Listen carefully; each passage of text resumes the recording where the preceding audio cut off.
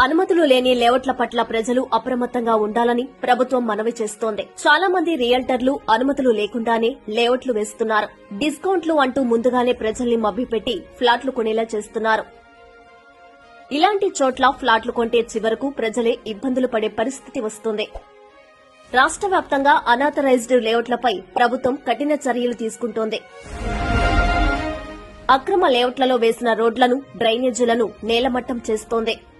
ప్రజలు ఇలాంటి మోసాల బారిన పడి డబ్బుని, శ్రమని వృధా చేసుకోవద్దని ప్రభుత్వం విజ్ఞప్తి చేస్తోంది. అన్ని అనుమతులు ఉన్న లేఅవుట్లలో ఫ్లాట్లు తీసుకోవడం మంచిదేనని మున్సిపల్ శాఖ అధికారుల సూచన. అనుమతులు అన్ని సరిచూసుకున్న తర్వాతే రిజిస్ట్రేషన్ కోసం ప్రయత్నించాలి. రియల్టర్లు చెప్పే మాయమాటలకు మోసపోవద్దు. మీ కష్టార్జీతాన్ని వృధా చేసుకోవద్దు. లేఅవుట్ రెగ్యులరైజేషన్ స్కీమ్ LRS ద్వారా లేఅవుట్లను క్రమబద్దీకరించుకునే అవకాశాన్ని ప్రభుత్వం కల్పించింది.